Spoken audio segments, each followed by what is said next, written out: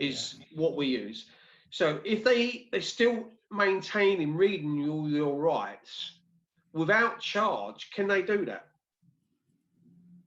Well, they can do it, but it really won't stand up in law when you challenge them. You know what I mean? If you're not committed a crime, sort of thing, they can't invent one and all this lot. That's why. Under this COVID-19, they're starting to bring out rules and regulations, and this is why I'm bringing it up. And so what I'm saying to you is that we're at a demonstration on Saturday. If hypothetically the police come up to us and say, look, you've got to disperse because you're on more than 6 people, the new government guidelines say that we have the authority to disperse people with more than 6. And then they could turn around and say to you, under their rules and regulations, their rules, that you have the right to remain silent. Anything you do say may be taken down and used as against you, right? As much as you consent that you don't consent to anything they say or do, don't sign anything and don't have any identification on you, because they're going to search you whatever happens.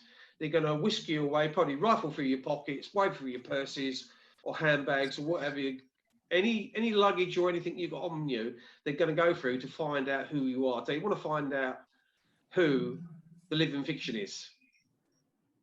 The living fiction being the person they want to put under their rules and regulations. Correct, Charles? Yeah. Did you get that, guys? Is that clear enough? Yeah, that's very clear, because it's a huge concern now. I mean, Saturday at Trafalgar Square was horrendous. And I know for myself, you know, because of what I'm exposing with the elites and things like that, my fear is if they take me in and they obviously work out who I am, they won't let me go so easily because of the threat that I am to the establishment. So I need to know this kind of thing. So if I just keep doing I do not consent and don't sign anything, can they then legally still hold me, even though, you see, this is the thing, it's learning this stuff, but because of the corrupt side of it, that obviously they're the people that are going to come after me, they're not going to care less, are they, about whether or not what I'm going to do, Jeanette, is I'm going to say some things, and I've got Charles on to back me up to see how far I've come, which is helping me, and I can be corrected by the master, if that makes sense. Yeah, yeah. So let's start off with, when we're born, a birth certificate's created for us, right? That is you as the living fiction to say that the state owns you. A duplicate kind of thing of your birth certificate is made, and your letters of your surname will probably be used in capitals. So my name would be MERRITT in capitals, not in lowercase, right? They've made me part of their rules and regulations. I don't know how true this is, and Charles can probably pick me up on it. Now, I've seen somewhere you're worth your weight in gold.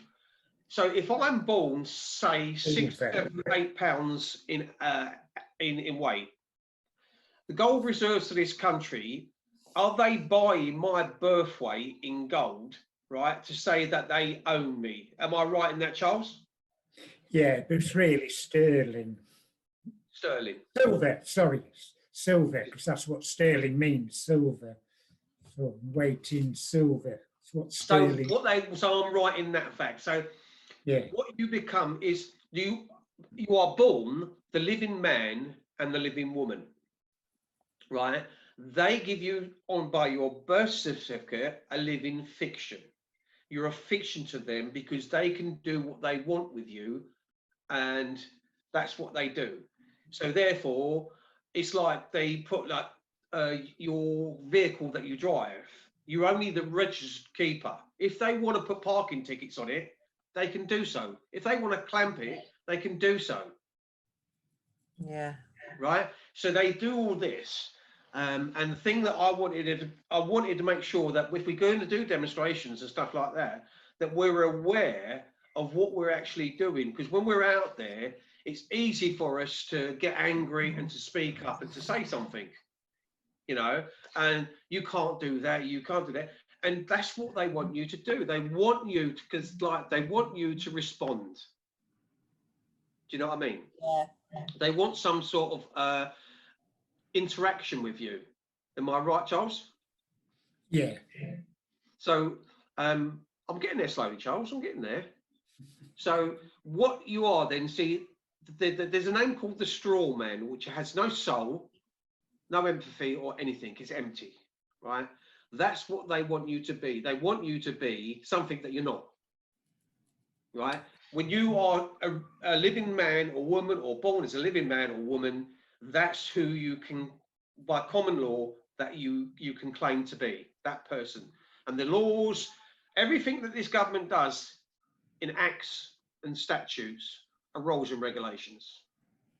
They're not the consent of the people, like with all this that's going on at the moment, the Indigenous Australians have taken a writ out on the Australian government under common law, saying that they are patron to their land, the same as us. We're all patron sovereigns. We just explained about the living fiction, and we are the living person, right? So we've got to try and get things clear. So when we say that we don't consent to them, is we don't agree to their rules and regulations. Because acts and statutes they can make by the bucket load. And they could bring one out every single week if they wanted to, right? And they've done it and proven that with this COVID-19. They brought out additional laws that say you can't meet in a group of 6. What they're actually doing is taking your human rights away from you. Now, your human rights are higher than anything in the highest court in the land is the High Court. Am I right, Charles? Supreme Court. Supreme Court. The Supreme Court is the highest court in the land. The Supreme Court makes a lot of judgments on second issues, would we say, Charles? Would we put it that way? They make law, they actually make the law. Parliament don't make laws, they make rules. Your off licence makes rules.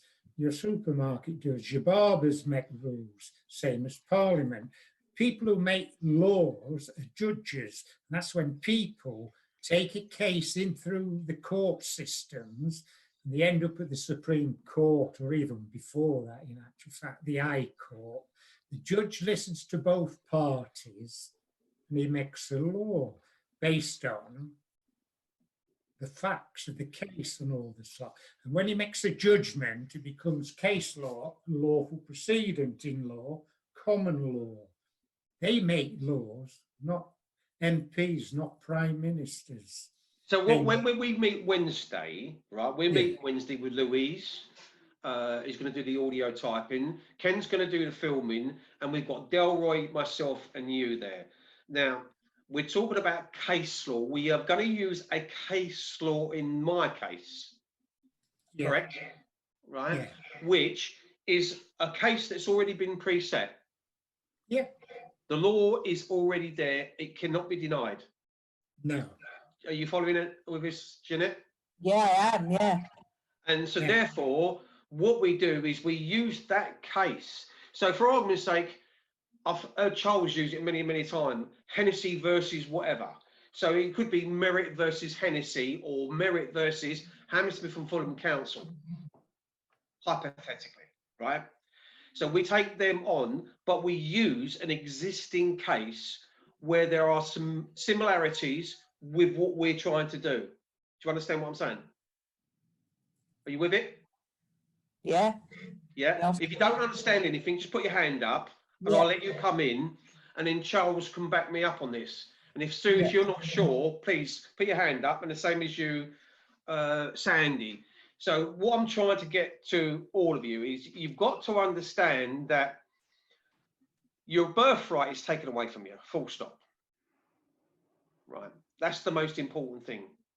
You're given like a pseudonym, a name which isn't yours. And this will prove there is a letter, and on it, it says Merritt. Can you see the Merritt? Yeah. In capitals. I was not born Merritt with capitals. So they've got the wrong person then.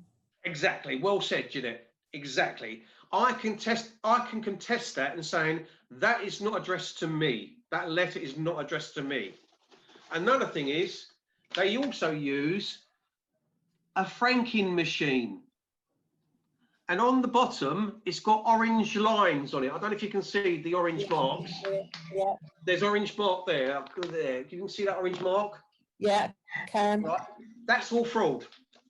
On the back, it also gives reference to PO box numbers. PO box numbers are all done for commerce. It's money. It's a money-making thing, right? So now they've sold off everything virtually and made things so private. All private companies are running most of our service. They're supposed to be public services, but a lot of it now is all about money and commerce. Am I right, Charles? Yeah, we are corporation. Right? I got letters from the Department of Works and Pensions, the financial director. Now, director is a person who runs a business or a corporation. So how is the Department of Works and Pensions? It's supposed to be a public authority owned by the government, run by the government. But we're speaking, a financial director speaking to me in his letters.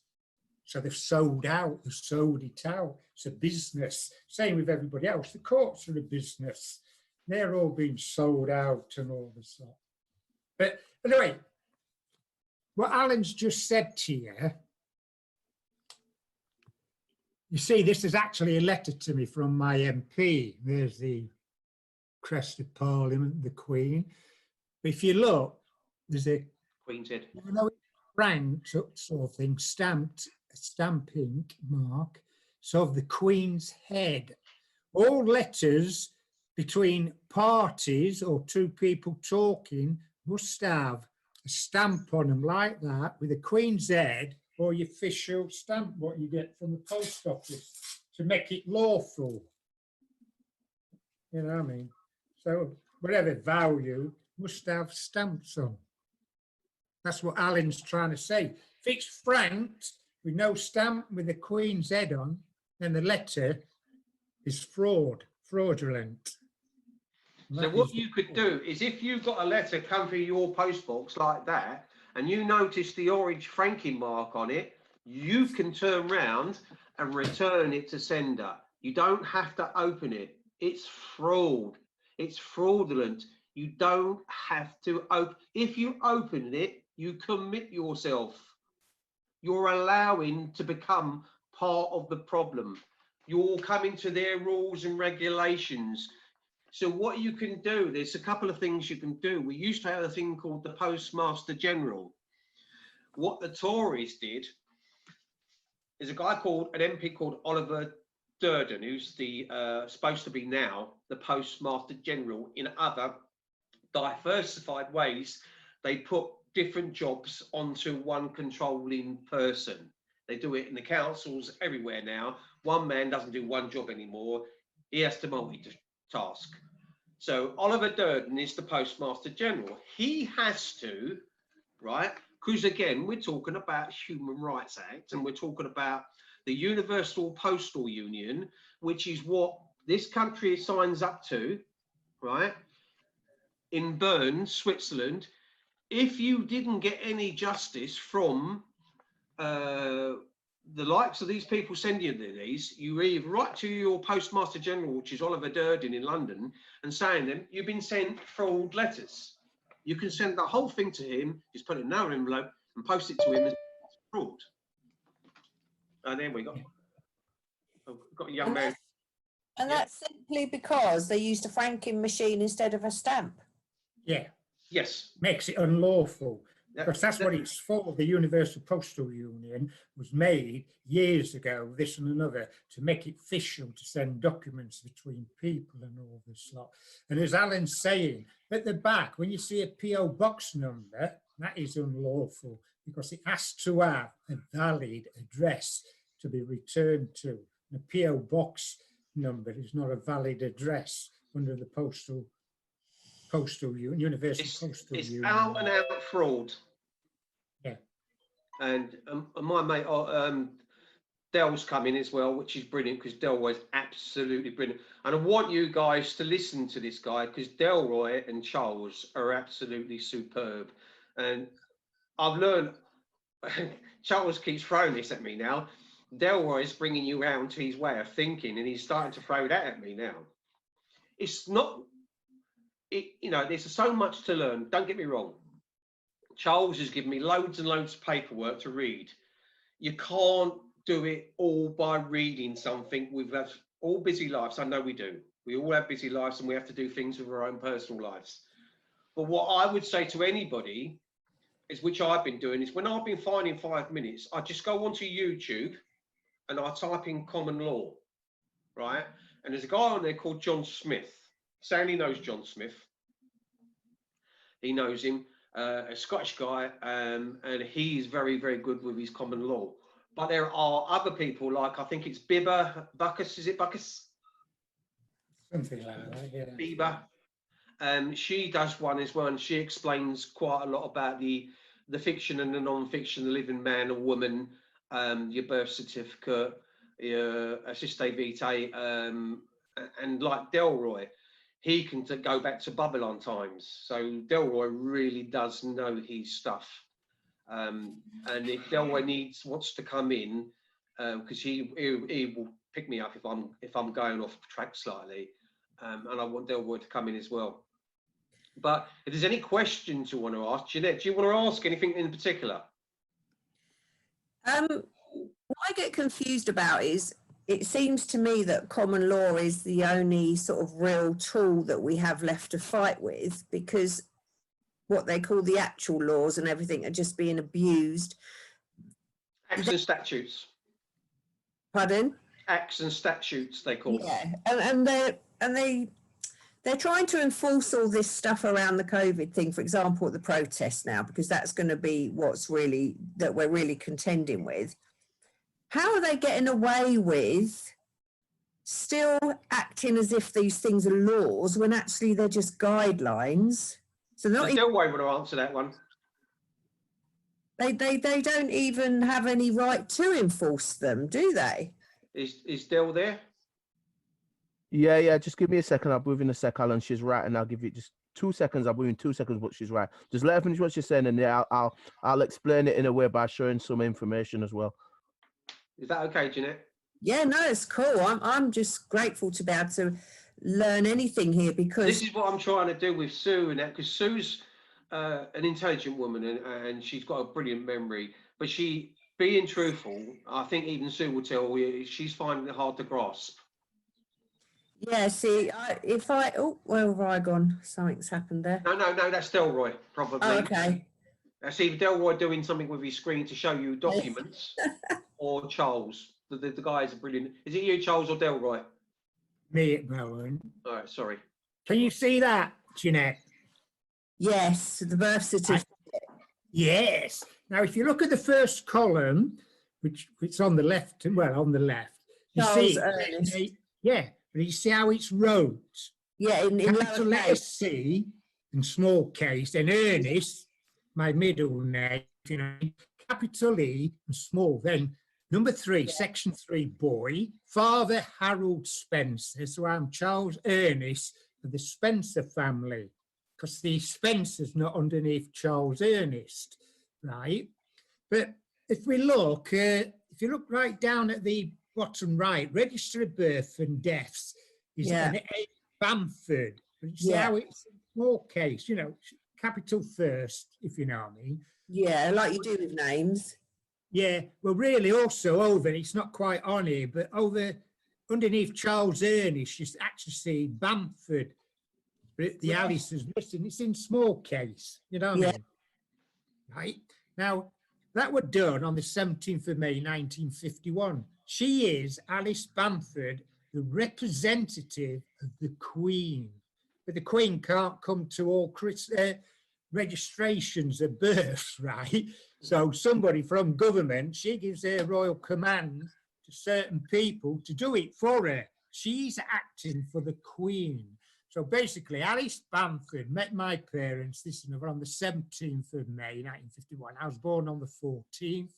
Oh, sorry, you see it on the number 9, Alice Bamford register.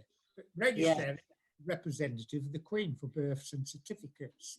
So if anybody has an argument with me about my name, which is Charles Ernest, spelt like that, not capital letters, I just send them back. Doesn't matter if they come from a court or anybody, they just get sent back. That is not my name. I do accept, instead of putting Charles Ernest of the Spencer family, if you know what I mean, all long-winded, I do accept Charles Ernest Spencer, if you know what I mean, for shortness, sort of thing. Yeah. But they cannot argue against that, because that is an official document. And at the bottom, witnessed by hand, anybody who falsifies any of the particulars, this is true, knowing it is false, that is liable to prosecution. Crown copyright as such, they can't change it. So when they try and present something to you in a capital letters, you go, sorry, not me, bye-bye, because that you're only allowed in law to answer as that is there, Charles Ernest Spencer. Or, you know, first letter is capital and rest small case. So when you get these letters where they're addressing you in full capitals, it just has no value at all. Well, that's the fiction they're trying to get you under the court, and to get you, you know, Delroy will explain that about, you know, the bonds and all this in the capital name. So that's why I send them back. Sorry, not me, go away, not my name, sort of thing. And I won't, you know, answer. I can only, in law, because that's theirs, although I've rejected this, I've got a common law birth certificate, sort of thing, rejected this, but kept this. I'll only answer if it's like that, you know. Somebody writes to me like that, Charles Ernest Spencer, how it is on my birth certificate, I'll open the letter or I'll answer it. Because by law, I have to, if you know what I mean, because it's sent to me. If I open a letter in capital letters, the actual fact, you're doing a postal communication fraud 2010 because it's not sent to you. It's not sent to you, no. Yeah, and you can be liable for prosecution for opening somebody's mail. Yes, Anyway, someone else's post. no, say it's simple. When you just attack them like that, sorry, bye-bye. You know what I mean? It's not supposed to tell Delroy this, because Charles turned around and said to me that I should have said something to Delroy, and I was too frightened of saying anything to Delroy just in case he give me short shrift there. But see, again, you've got Merritt there in capitals, right? Now, Charles said to me I should have contested this, but I didn't. If you can see on there, because it had my license, they endorsed me in the end. But I wrote a letter giving them good reason and everything else. They would not have it. They kept writing back to me. So what I did is I sent all their forwarding letters and envelopes onto Oliver Dearden, who's the MP or the Postmaster General. He's responsible for upholding the law to make it legitimate, right? If it's not done by Oliver Dearden, who is the Postmaster General, then you write to the Universal Postal Union in Bern in Switzerland, because they uphold the law. And as Charles has shown you the Queen's head, when we buy stamps and we put anything on envelopes, we always adhere to the rules and we put the Queen's head on a stamp. Yeah, They do a lot of things through commerce and money. It's all money orientated. Yeah, because we're the ones that buy the stamps. There's many different ways you can do it, and when Charles was explaining to you about the pseudonym names they want to give you and the rules and regulations that they want you to adhere to, and in common law you can write CLC, common law court, underneath on your name. So I could write Alan Philip of the family Merritt. Now you could write Jeanette, whatever your middle name is, of the family Archer. Sue could do Sue Lorraine of the family Peak. and Sandy the same with Sandy. That's how you could do it. You could write it, and you could do it in a way. It's all in lowercase. You don't small writing, handwriting, not capitals. You don't write in capitals. And if you don't want to, you know, you could turn around and say that letter's not addressed to me. You could refuse to answer it. Okay, here's a little sort of spanner in the works here, because the name on my birth certificate is different to the name I've got now, not because I'm married or anything, but when I was 10 years old and escaped from the farm, my name was just changed. Nothing legally, wasn't done by Depot or anything like that. So the name I've got, I just grew up with, but it's not the same as on my birth certificate. And I've never, ever done it. I've never had that name given to me legally.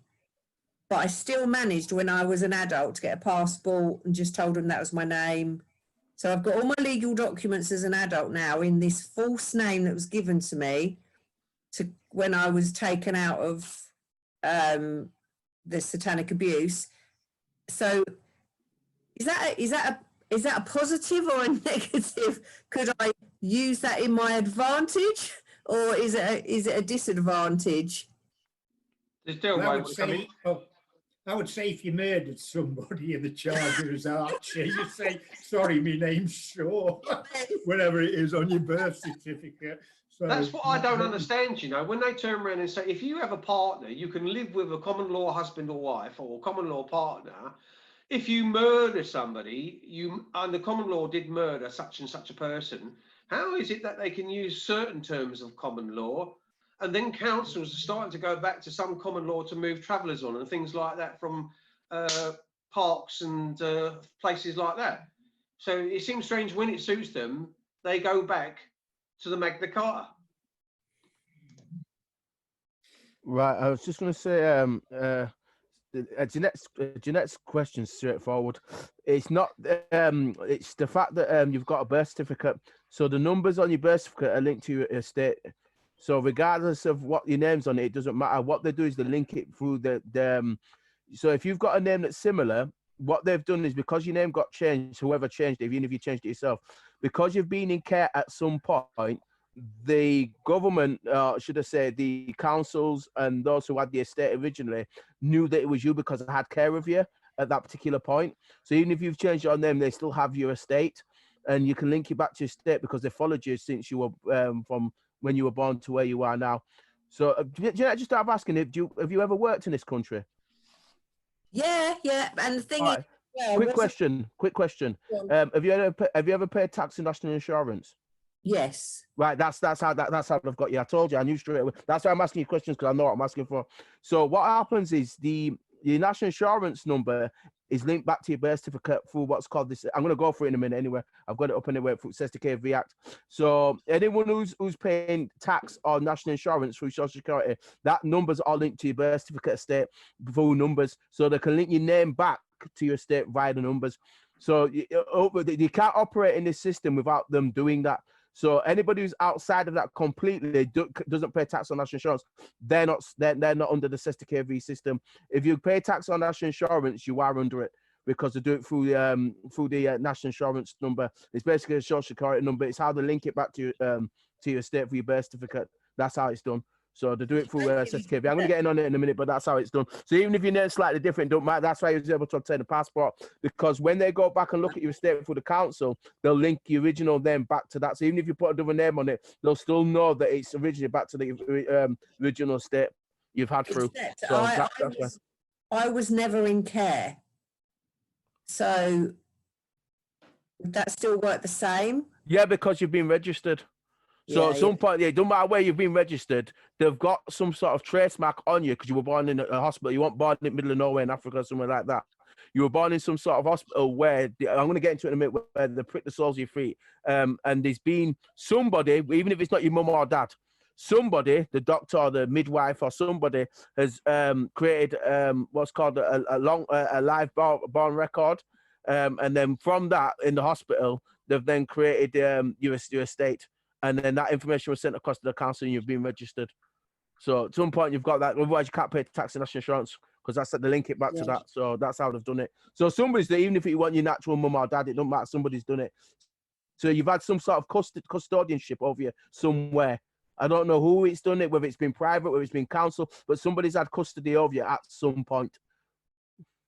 So I don't know whichever entity it was, but one of them have had custody of you, whether it's your mum or dad. Somebody's had custody of you, but they've registered you into this SETI system. That's why you Does pay that make tax and national sense to you then insurance, with the because it's all farm? linked back to your estate. Yeah, it makes complete sense. I mean, what I'm taking from that as well is that whoever, because it all links back to the birth certificate, they've chosen to just completely ignore the fact that I've got a surname that isn't even mine, but they're going to let me pay national insurance and tax anyway in the fake name. So they've just chosen to ignore that, but they've tied it in anyway. Correct.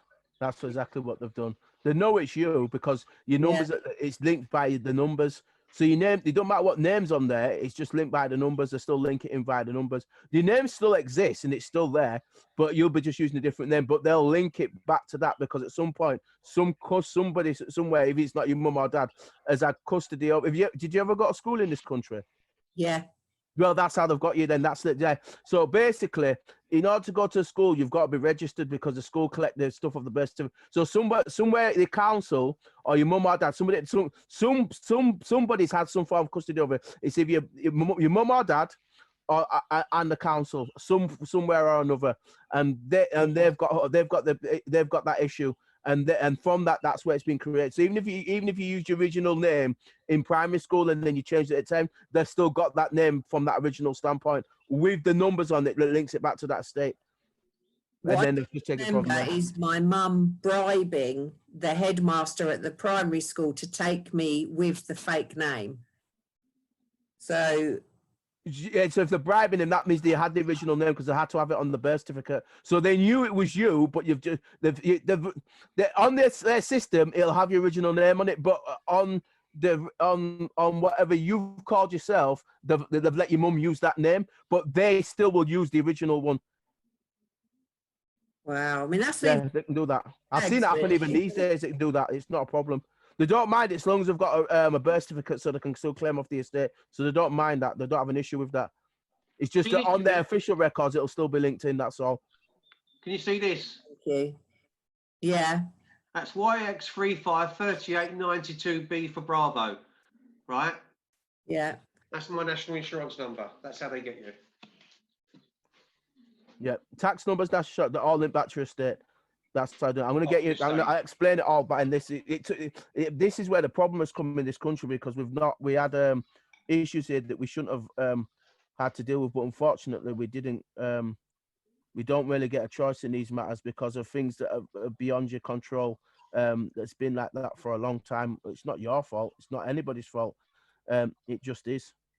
And this is where the real issue comes from. Now, if you just give me a second, and if it decides to come up and just give it a minute, it'll do it, whatever it's going to do.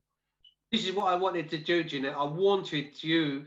It's easy for me to say certain things, but when Delroy and Charles, they're absolutely superb. That's brilliant info. I need to feel secure with common law because things are getting hairy now. That's a bit big. Get a little bit smaller. I don't need it that big, just so that everybody can see it. It's not to be not. Definitely not. I think it's all we've got, really. Yeah, I can see that really well. Charles, I was talking to Charles. Yeah, I just want to make sure everyone can see it. That's all. So this is where the problem is. So we had this is where the issues come from. We don't have common law.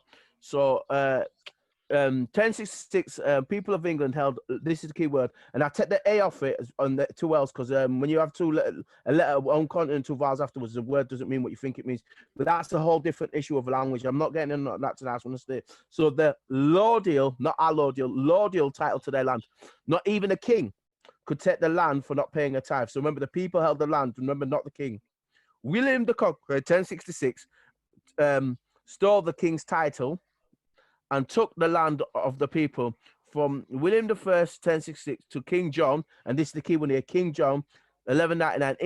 England was in dire strait and was bankrupt. Back in those days, used to use real money, gold and silver. They don't use that now, but I'll explain that later on. The king invoked the law of, this is the key word as well, mortmain. You can always write that down, mortmain. Okay, if you give me an email address, I'll send you something with an extraction of this, but it goes in a bit more detail. Lot of mortmain, the dead man's hand. And man, listen. So the people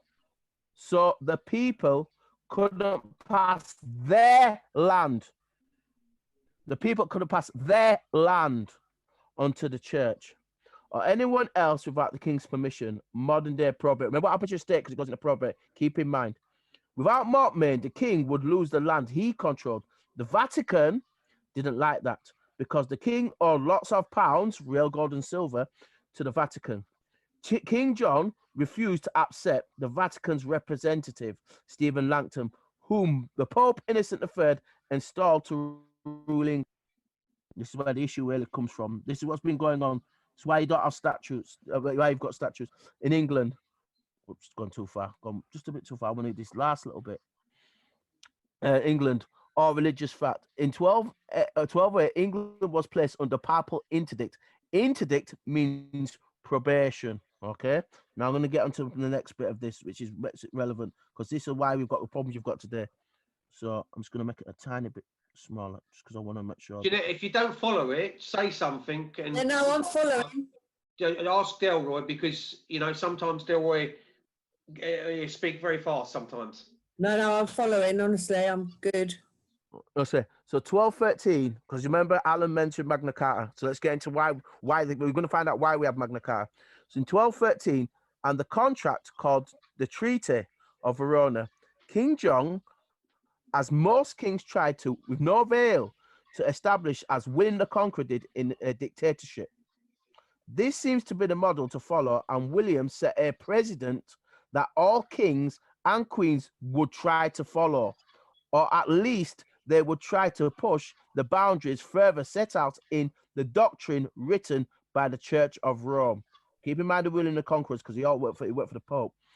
The Pope's main goal, listen, this is key. The Pope's main goal was to try and control all the lands of the world under the doctrine. He is the vicar of Christ. Vicar of Christ, right? Vicar or vicarious means in place of. It means you're a substitute. Vicarious, you're a substitute, you're a fraud. Okay, vicar of Christ, using the myth that Jesus, which didn't exist, Yeshua did, but I'm not getting into that tonight. That's a whole nother issue of the Three Kings and the Heliotech. I'll leave that for another time. Yeshua, because I never said Jesus because he didn't exist, but Yeshua did. 12, 9, and Arahabi did the Three Kings. That's one another thing the church don't teach you what really happened back in these times. Yeshua Christ to achieve this, placing him at the top of the chain, and by using the myth to his and who serves benefit, he will proclaim that he was owner of all lands on behalf of Yeshua until such time as Yeshua would return and he would supposedly hand it back to him. This is where the problem is in this country. It's where we've got the issue. We'll move to the other side. Contained within this, every living creature, breathing creature, included us, basically in servitude to his wishes, birth certificates, and all his commands, police, policy enforcement officers, democracy, to his wishes and his commands. This was done, listen, this is key, through the legal system called canon law, the law of contracting, which works through fiction, birth certificates, wink, wink. It is itself the only fiction. So to set the stage, we have the Pope at the top of the chain, supposedly owning all land and everything upon it, and in canon law as the script for the play. And the principles of the script to be that the principles of religion are real lies going on, real lies going on, contribute most powerfully to keep the nations in a state of passive obedience, including their kings and queens. In being the vicar of Christ, the number one law to be used is the fear of God. Governance ordinance departments. In God we trust. Governance, ordinance, departments, demonicocracy. So let's just keep going. We're nearly done before I have more questions asked. Just a little bit more. This is key. Papal bulls and the Roman cult. Unum sanctum. This is the key one here. So I'm going to read a little bit of this just because this is the one that's where this is it. Unum sanctum 1302. Urged by the faith, we are obliged to believe and to maintain that the church is one, holy and Catholic, and is also apostolic. We believe in her firmly, or I should say it because it's not her. It's firmly, and we confess with simplicity that outside of there is neither salvation nor remissions of sins, self-ignorant nonsense. As the spouse of the Canticles proclaims, one is my dove, my perfect one. She is the only one, or it is the only one. The chosen of it, who bore it, because I'm going to keep referring to it purposely, and it represents one sole mythical body whose head is Christ, and the head of Christ in, don't go too far. It's important, the word is important. Head of Christ is the head of God, governance, ordinance, departments, because ruling is through demonicocracy. In it, then, is one Lord, one faith, one baptism. That's key there. Further, we declare, we proclaim, we define that it is absolutely necessary for salvation that every human creature is subject to the Roman pontiff. Oh. That's where the issue is coming from. So you had 1213 when we was rebelling against the Catholic cult, and obviously they made Unum Sanctum. This was the first World Trust they set up. I've got them all here because I'm going to go through the other ones now because they're all here. Leave that. I'm going to leave that for now. I want to go to here. This is the other one. It's called Romanus Pontifex. And this was one of the other trusts that they set up, that enslaved us all with. It's to convert and colonize. So I'm just giving you reference points for this because I want to do. There's certain ones I want to read from. You're right, Jeanette. Yeah, this is very interesting. This is also where Satanism started from. Yeah, it is. It's a cabal, and this is the other thing as well. I think it's here. Jesuits. Yeah, it's a Roman cabal cult. I also about the Jesuits. So this is the other one that's mentioned here. So this is the where the Unum Sanctum comes from. So this here is the Vatican Bank, which is this is why the Pope got as a title of the Holy See, because this is the Holy See of Souls. And at the Vatican Bank, this is the bank that runs the BIS. This is this one in Switzerland, the Bank for International Settlements, which works for Unum Sanctum, Attorney Regis, and Convocation, which is here, which is down here, as well as Interpol Multiplices. I mean, I can keep going. Attorney Mensa, I know them all. So basically, they're stealing your sweat equity through the birth certificate v trust, and it's this system here. So for all banks, all central banks receive their charter from the Bank of International Settlements. So the Bank of England is not owned by the Bank of England; it's owned by the Jesuits. So all central banks all over the world receive their banking charge from the Bank of International Settlements, and they're all under the IMF. And if you know Christine Lagarde, she's a Jesuit alumni trained. She was the head of IMF before. So you see all these leaders, they all work for the Pope. They all work for the Bank of International Settlements or the IMF. So all your fiat system, all the fiat monetary system, all the commerce through birth certificates, all controlled by this system for the Bank of International Settlements. It's all owned by the Jesuits, by the Jesuits of Rome. They run the whole thing. But the key one is this one here, and it's Convocation. The third trust came in 1531, which claims your soul. We have all been baptized into the Catholic Church via the birth certificate. It's a ritual, which they perform in the hospitals. I'm going to run just a tiny bit further with this. This is how they do it. This is the new one. I've got all the stuff. You can see the conventions that are doing it all that, whereas enslaving everybody. The third crown was created in 1537 by Pope Paul III through papal bull Convocation, also meant to open the Council of Trent. It is the third and final testamentary deed and the will and testamentary trust set up for claiming all lost souls to the lost sea. The Venetians assisted in the creation of the first Certificate Trust Act in 1540 to use this papal bull as a basis for the ecclesiastical authority of Henry VIII. This crown was secretly granted to England in the collection of reaping the souls. The crown was lost in 1816 due to the deliberate bankruptcy of England and granted to the Temple Bar, British Accreditation Registry, birth certificates, which became known as a Crown Bar or simply the Crown, which is what you still have the Crown Prosecution Service, the Crown this, the Crown that's not owned by the Queen of England. It's owned by the Jesuits. The Bar Associations have since been responsible for administering. Remember, BJ is administration, Trump is administration. There's a reason why they call them administrations, not government. Administering the reaping of the souls of the lost and the damned, including the registration and collection of baptismal certificates representing the souls collected by the Vatican and stored in its vaults. The third crown is represented by the third Sister KV Trust, created when a child is baptized and its parents paying rent, grant of baptismal certificates, title to the soul, Mr., Mrs. Nandigear, to the church or the registrar. Thus, without legal title to one's own soul, we will be denied legal standing and will be treated as things, cargo without souls, upon which the British Accreditation Registry is now legally able to enforce maritime law. That's where the issue comes from. So we've got no law in this country. It went in 1213. The statutes are because the Jesuits have taken over every government. All the governments are run through every central bank. The government has no power. They're just governance ordinance departments. They're working. That's why all governments are called administrations, because they're administrating that Sister KV Trust.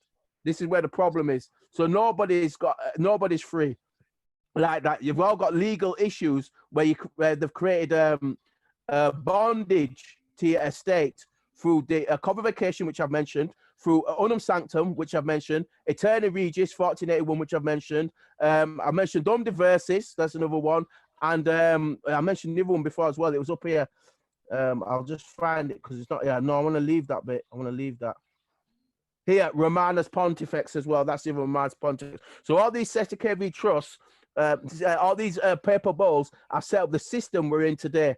And the problem is because of what the church did then, this is why we have the problems we did today for the Vatican. So everybody's been treated as slaves. I mean, I've got them all there. I've got all the papers here. I explain how it was created, the councils, what they did. I've got it all here. It's all in depth. Everybody's enslaved. Everything, I've got it all a lot. So basically, that's what's been going on. So I'll stop there and let more questions come. I think I've... Are you following me, Sue? Sue? Yes, I'm writing things down. Oh, good girl. It is very difficult to understand. There is a lot in there. And when they always talks about ecclesiastical, it's the church. And the all church being the is, church. Yeah. All being the church. So if you put your emails in our little chat here, I will email you the stuff I was reading from, so you can go through it more length, because I only skipped through a few couple of pieces there. Charles has already got this stuff because I've emailed him. I think Alan's got this stuff, but if Jeanette and Sue and Sandy give me their emails, I'll send it across in a couple of minutes. I'll get them to you. It's not a problem. That. Can you so do you can that? sit and read it mind depth. I just wanted to give you an idea. Delroy. No, Delroy, absolutely. How do I put my email over to you? It's in if we've got the chat thing here, and we've got it's here. You've got like the chat. If you go at your bottom of the screen, you'll see the 4 icons, and one of them is called chat. If you click the chat button, you'll see the chats there, and you can see your bottom of the chat. You can type in. You type it in there. You type it in. I'll email you the stuff. I'll send it across. Thank you. No, that was brilliant. It's blown me away a bit, actually, because that's the root of Satanism. Yeah, that's where the church has been involved in all of it. That's where the problem is. I mean, the Jesuits are, running Satanism. They're the highest order, really. So yeah, that's just tied everything in for me. I mean, that's blown my brain a little bit. Yeah, but that's what they've been up to. So it's the Cabal cult, as I refer to them as the Jesuit Cabal cult, and they've been at it And they're the ones who are doing what's all the corona and all this nonsense. They're Yeah. behind all this stuff now with Dr. Fauci and Bill Gates. They're behind all of that nonsense. The thing about the cabal cult is they sit behind the scenes. They do all the work in the background, while in the foreground you'll see all these people like Bill Gates, BJ, Trump, all these dickheads. But the real power is the cabal cult, the Jesuit order.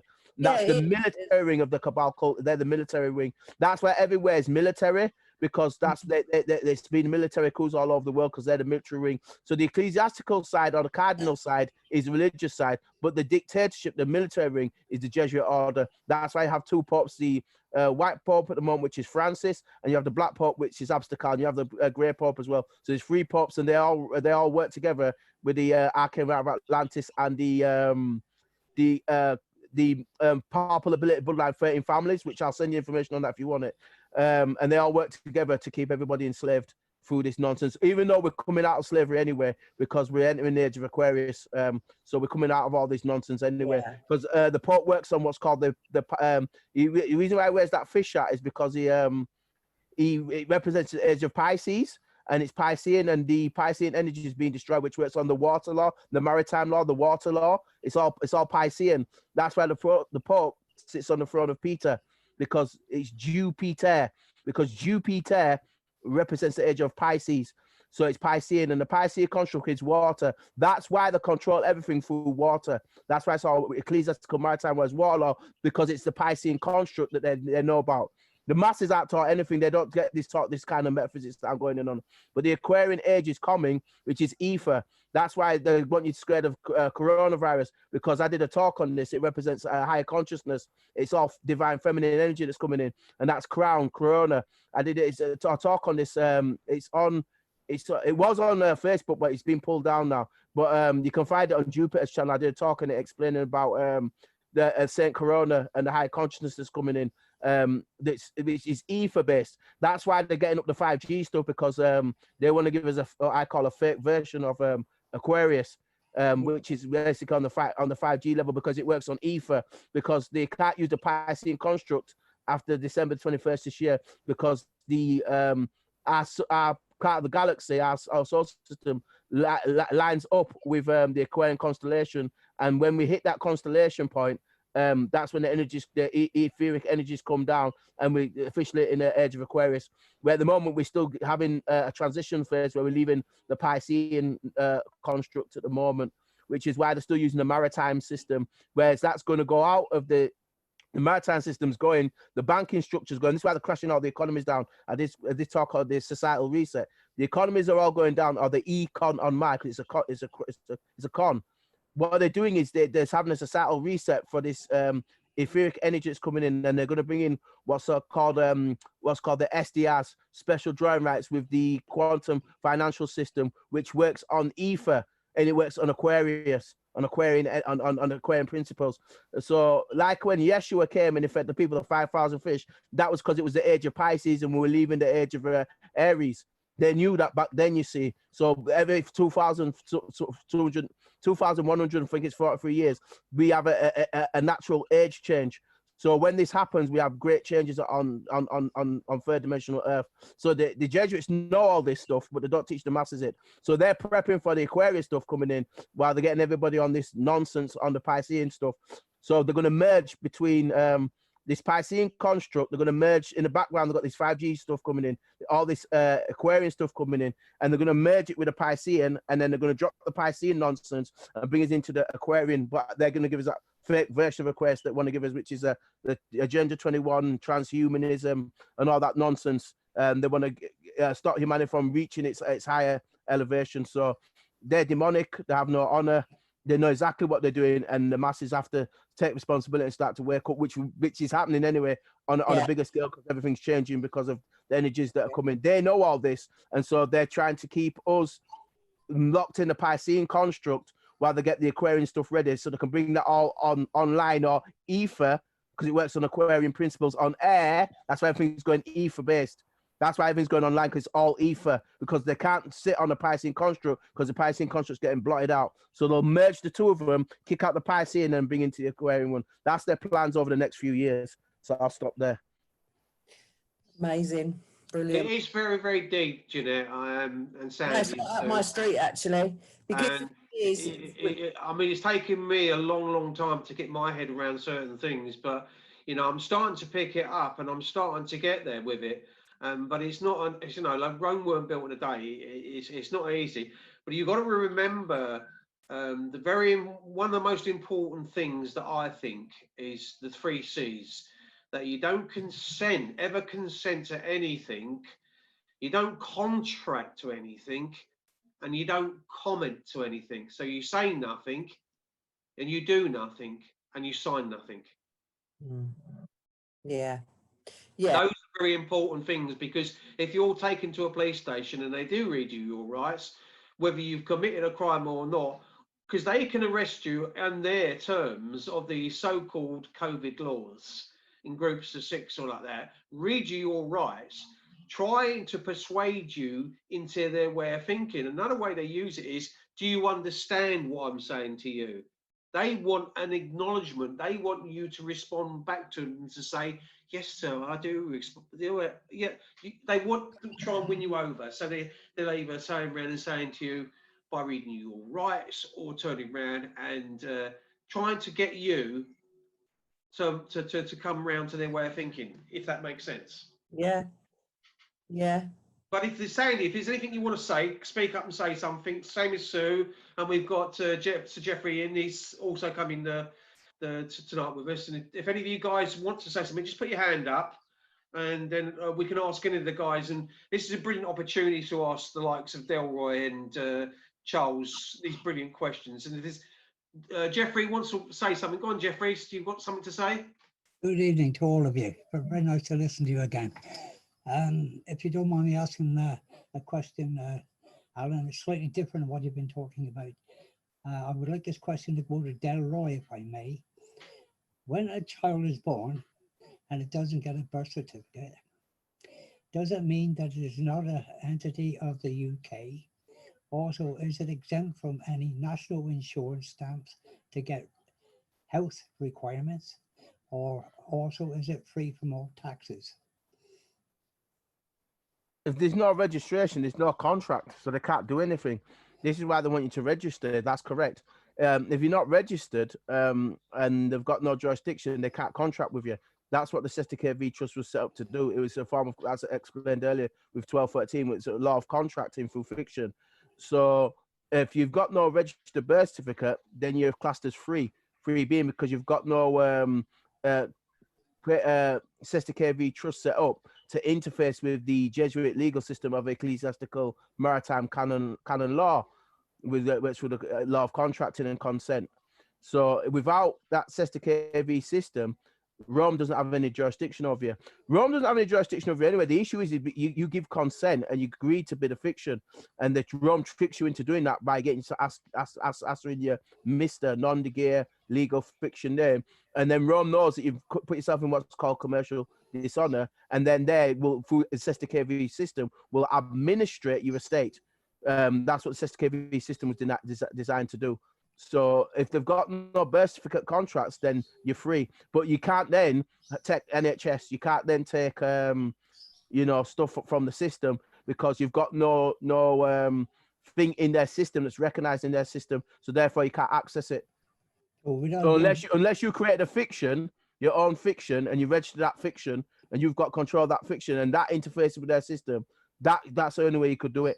You'd have to create a fiction to interface with that system, rather than the one that was created for your mum and dad. Otherwise, you couldn't claim national insurance. You couldn't go to NHS, because obviously, when you go to NHS to claim off your birth certificate, that's why you have to ask your name and date of birth every time you go in there and you speak to them, because that's what they're doing. They're accessing your estate. Anyone goes into there, you'll hear them say, "What's your name?" They'll say, you'll repeat your name to them, and then that's when they get joined with your estate, and then they just take it off your estate. So that's what they're doing. Would you be completely free then of all statutory laws made to an individual who has not got no national insurance number or birth certificate? Yeah, you'd be completely free, because they've got no jurisdiction. They've only got jurisdiction through the fact that you've got a fiction that's registered to the UK PLC, which is owned by the Bank of International Settlements through the Roman Cabal Vatican Bank. So they can only do commerce and interface with you through the legal system. So if you haven't got that, then there's no jurisdiction. They've only got jurisdiction over those fictions. And the other thing as well is the fact that you're holding the title. So when they give you that birth certificate, that makes you the trustee of the estate. So one of the things people could be doing is because your surname is stands short for surety name, which is means all the bonds and stuff are being created for your birth certificate. So if you're not a holder of the title, again, that's another way of dealing with them. It's because they're making a presumption that you're holding the Cester KV title. That's why they always ask you for your name. So just one last question, Dale. I appreciate what you give me the answer. So would you say anybody who's not got a birth certificate is more or less a free person in every aspect?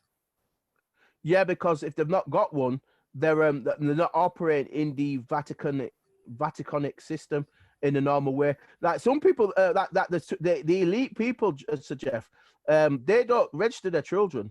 They'll set up like a trust for that. This is what we should be doing. So I'm getting into trust law. They'll set up a trust, a legal fiction name. They'll do all the intellectual property rights for that trust and have that registered name. But because they've created it and it's not created for the Cester KV system, because they created it, they can create a corporation that can interface with the system. They can do that. That's quite straightforward. A lot of super rich people do it. Look at these footballers like Lionel Messi and like athletes like Roger Federer or Victoria Beckham, who've they've applied for the children's intellectual property, and they've got their names that their legal fiction name. Victoria owns the intellectual property rights to their children's names. The reason why they do that is because they know how the Cester KV system works. The super people, rich people, they know about it, Jeff. It's just the masses that are not taught. So the super rich have learned how to do commerce from a point of where you're controlling that fiction rather than fiction controlling you. That's what the super rich do. They do that all the time. It's just the masses that are not taught how to do stuff properly. So if you haven't got any contract with them through the Cester KV system, you're completely free. You could set up your own and you could run that yourself and you'd still have control of that. But when you do it through the Cester KV system, the problem with that system is they make you a trustee of the estate. That's the problem. It's your status with it. You're classed as a fiction of the estate. So your status is wrong in the first place. That's why if you read through the Cester KV system and you explain and you read through how it's set up, it makes complete sense that it's. I think we talked about this one time, so Jeff. We were on about this with me and you and Windy, and we were talking about the Cester KV system, and it explains there very clearly how it denies your legal title, denies your rights to property, denies to rights as a living soul, denies to rights to everything. So that's what it's designed to do. It's designed to make you a trustee of the estate. Whereas if you set up your own, you wouldn't be a trustee of that. You'd be an administrator or an executor of it. So the issue is status as well. So what Let me come in a second, Dale. Oh, sorry. Sorry, Jeffrey, I'll come back to you in a second. So if I said something now, and it's a hypothetical thing to say, but it might hold some merit in the respect. If COVID-19, right, if the law or the bill for COVID-19 was pre-planned, so if it was thought of 6 months, 7 months, even a year ago, right, how did they know everything Delroy said tonight about finances and the markets and everything that Delroy's spoken about and gone through every single little thing? Wasn't this pre-planned? Am I being a skeptic here? If you go on the Rockefeller website, you will see that it was pre-planned 10 years ago. So, yeah, it's part of the satanic agenda. If you look at everybody will be accused that you're a conspirator, you know what I mean? You're a flat earther, everybody who said. In fact, David Mikey sort of thing. A lot of the things he said has come true. Yeah. Sort of has been slagged off. But basically, you know, what he was saying 6 months, 9 months ago, even like Delroy, it's all come true, sort of thing. You know what I mean? So makes you wonder. Is there anything, I don't know if I should be saying this or not, is there anything into like Boris Johnson's child and his partner? Is there anything in that? What way do you mean that, darling? I don't quite understand that bit. I've heard on the grapevine, I don't know if I should say it or not, but some people are saying on the grapevine that his child and his girlfriend are being taken by a Satanist. Is that true? I'm afraid I can't give you an answer to that. I don't know if anyone else. I can. would say, Alan, that actually they're probably a part of a satanic cult as opposed to victim of a satanic cult. Be my response to that. Yeah. I think that's a terrible, terrible thing. I agree with what you're saying, my dear. I'm sorry I said that. No, you but mustn't be sorry because there's something to it. I don't think you say you're sorry you said that because it is something a lot of people must know and be aware of because it seems to be getting a rather a large thing in this day and age. And I'm afraid I disagree 100%. And whoever is running this group, whatever you may want to call them, should be bought in front of everybody, the court or whatever we have, and dealt with it and stopped straight away.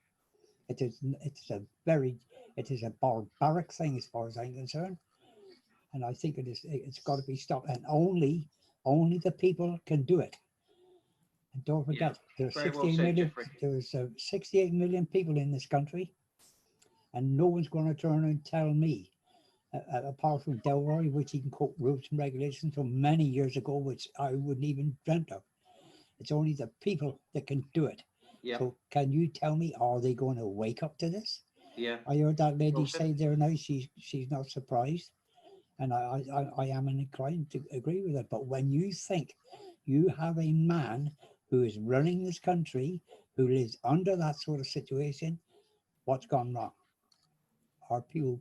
I don't think people are that stupid. I think they're afraid to come forward and give their opinions. Yeah. Let me just say something, Jeffrey. For anybody that doesn't know Sir Jeffrey, he's 80 years young. Is it 80? 85. 85. Well, I do apologise. You look That's younger all than right, your 80 years. Oh, I like And that. he's got his own gardening show on Wake Up UK, and he goes live on is it a Thursday, Sir Jeffrey? Yeah, 7:30.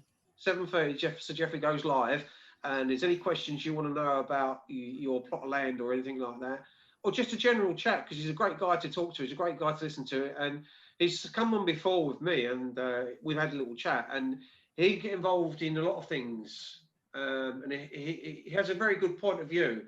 And like he's just said, he's made a point of what I actually said. But if you can tell by just the way Jeffrey talks, how he's so with it, it's unbelievable that Sir Jeffrey is so with it in this day and age, that when there are people not waking up to what's going on, you look around us. You're very quiet tonight, Sandy. I'm a bit surprised at you, Sandy. He's listening. So, Jeffrey, Yes, sir. did you see any of the videos from the Saturday demo in London? I did see a few, and Yeah. I was really taken back with what I seen. I couldn't quite make head or tail of it. The part that I was not too happy about is when I seen the police coming with the dogs, the horses, and a couple of the people that were injured. That's as far as I can really tell you, because unfortunately, sometimes I've got to miss some of the shows because I've got to go see my wife. But I did see some of it, Charles. I Well, didn't see it all. Yeah. On two of the occasions that the police tried it and the crowd turned on them, pushed them back, and the police legged off, if you know what I mean. Oh, That's what needs to happen, if you know what I mean. oh, that's quite true. So it should do. Yeah. And then they Definitely. came back again, if you know what I mean. But a lot of people were dispersing anyway and that. But they're going to put it, say to the police, you draw your batons and we'll come for you. In fact, everybody, if it's going to happen on Saturday, a bigger demonstration in London, take a walking stick. If they draw their batons, draw your walking stick. You're allowed to defend yourself and all this lot. Yeah, but So- without saying too much, we don't want this to turn into a bloodbath. We don't want them to start using bullets and tasers and stuff like that. Now, I know that's a very difficult thing for me to say. You fight fire with fire. I know you do. But it could easily get out of hand. Thing is, though, Alan, can I just say something here? Because Yeah, of course you can. I was there on Saturday, and I'm going again this Saturday. I know from what I saw on Saturday that the police are going to come out far harder this Saturday. Yeah. Because yes, that initial bit where when that bit where you saw where they were trying to push forward in the beginning, and then the crowd, good crowd of good men held them back. They were trying to get in and take the equipment to dismantle the stage, right? That didn't work, and they did have to retreat. But what went on after that was They did get the equipment in the end. they did get equipment. I don't think they got all of it, but they did get equipment. But they also, there was moments where they were charging. There, the horses were charging, the hunters, in riot gear. They were charging at what? I mean, only knows. It was a crowd of families. Yeah, women and children were in there as well.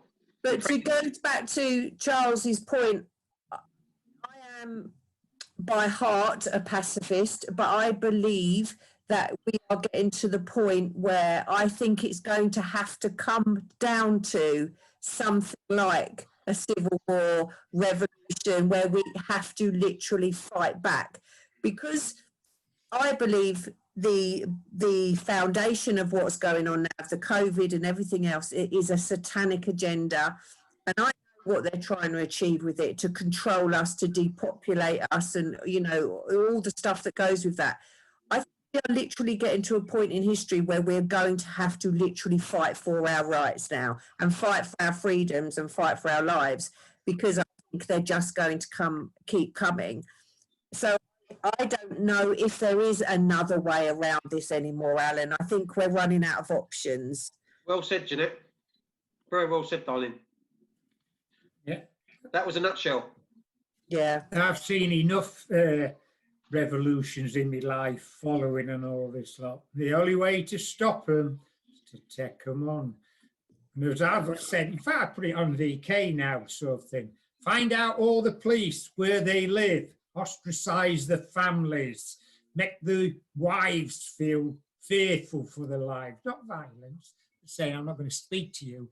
Get your children out of our schools, this and another. That's the only way you're going to start beating these corrupt police and all this stuff, because they're acting unlawfully. So they're there only when an abuse of the, the law, breaking of the law, they are actually breaking the law themselves and all this lot sort of thing. You know what I mean? And you find a lot of the former Soviet Union countries had to take up arms and all sorts. Belarus is doing it at the moment. There's hundreds of thousands of women going out every weekend protesting against a dictator. Boris Johnson is becoming a dictator. And today it's all in the news. The Tories are turning on him, sort of thing. The boss of the 1922 committee, which is very influential in the Tories, told him to stop making laws off a fag packet, go through Parliament. And this is all these COVID-19 is being done off their roofs, not through Parliament. That's dictatorship. Delroy will be able to tell you they're not allowed to do it. It has to be under primary law through Parliament as such. And Parliament operates under primary law is the European Human Rights Act, the European Convention of Human Rights, and even the EU's own fundamental Charter of Human Rights. They are the laws. And any acts and statutes from Parliament has to be compatible with the European Convention of Human Rights and the EU fundamental. If they're not compatible, then they're not, don't become laws. And they have a great problem of doing that sort of thing. They just think they churn out in 1 year 8,000 primary laws. 8,000. That's when I say sometimes, Jeanette, when I talk about articles and I send you them bullet points over about the Human Rights Convention, and I was trying to say to you that Tony Blair tried to alter it and he tried to change it, but but word for word is exactly the same. He might have dressed it up and changed the colour, but that's all he did do, and that's all he could do, because for word, but one thing I will say is when we all talk about what we talk about, nothing in them human rights were changed for some 50 years. They were never, ever challenged for 50 years when they should have been. While we were being abused as children and we were put in harm's way, and abusers were abusing young children donkey's years ago, 100 years ago, and even probably further back. The rules and regulations have been set there. Not the rules and regulations, the charters and stuff, the international law has been set out, and it's been just completely ignored. Like what they're doing today is just a law unto themselves. And this is the issue that worries me. Is all this information and all this knowledge and education on common law and everything, but still they're behaving in a way that it's just getting completely ignored, which is why I think we're going to end up with what I said. I don't think we're going to have many options left, because they're ignoring all of this and they're still behaving the way they're behaving. We should be allowed to be in Trafalgar Square. It's interesting because the indigenous people of Australia, the Aborigine people, that is the land of the land for the people of Australia, the Aborigines. The indigenous people of Australia have taken a writ out, a common law writ out Correct. Against the Australian government. 100. I've seen that Alan, and that is wonderful. I really enjoy listening to them people. But may I just say here, if I may interrupt, I can go back to the 1940s and I can remember everything that was going on, even as regards to pedophiles, but they were not so prominent as what they are today. But they were always dealt with. Now, as time has progressed, things have got worse, worse and worse. And I'm sorry to have to say this, and I'm not putting this to any one particular person. The generation of today, they got an entirely different way of talking to try and override what another person's telling them, but they don't know the true facts about it. It is a fact that's been going on and it will never stop. You just said something now about Tony Blair. I can go back further than that if I wish, but from, I'll go from the mid-1960s. From the 1960s is when the whole of this country started to turn around to its worst. And it's got worse, worse and worse. But what I keep saying to people, first of all, let me put it this way, what they said to me, all these rallies that we have, irrespective whether it's about children, which I'm very sorry about, even people abused such as yourself, I'm very sorry about it. It should never have happened. But all these rallies that's taken on, and they keep telling me it is making awareness. Awareness is a very cheap word.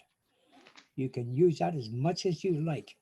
And the government knows exactly that they know they are aware of what's going on. And they know that the people will not go any further except doing that, trying to get the government to be aware. Until you have got someone within the UK or a few people who have got the gumption to stand up and say, right. And I think there was one particular person, I will mention if I'm wrong, please correct me. There's a man called Starbright came on and he made a suggestion of how to cope with the government in an amicable way, agreement way, but you had to have the backing of at least 1 million people to go with them people to produce a petition, then you're going to see a different picture. Until that happens, I will repeat what I'm saying. People have got to wake up. I heard what the lady said just now. She's quite right. I heard what Charles said. He's right. And you. I agree with all you, but you've got to, the facts are staring you in the face. And until you do that and stop. No, I'm not saying you people are bickering. Please don't think that 1 minute. But until all these people do stop bickering, saying, oh, it's got to be done, that got to be done, there's only one thing you've got to do. And that lady said there just now, who was it? Jeanette? She turned around and said about civil war. I have been saying this for the last 2 years at least. that this is what it's going to turn into. And it's more likely to happen, especially now that we're getting immigrants coming into the country illegally. You mark my word, it will happen. Well said, Sir Geoffrey. Well said. But the thing you said there about going back to probably the 40s or probably before, if you remember, Theresa May, her father, Herbert Brazier, was a convicted paedophile. Herbert Brazier goes, I'm sure, back to Anthony Eden and the days of Anthony Eden when he was Prime Minister. And I'm sure he was Prime Minister in the 50s, 40s or 50s. Yeah. And so you can see what you've just said to me is absolutely true. Absolutely true. It's proven it. If he was a convicted paedophile and he goes back, and it stems from ecclesiastical as well, because he was part of the church, like Delway's always talking about, and Charles is always talking about, stems from ecclesiastical. We've talked about the church and the church's role in satanic abuse and ritual abuse and child abuse. It's terrible. It's disgraceful. You see, this has been going on for such a long, long time, Alan.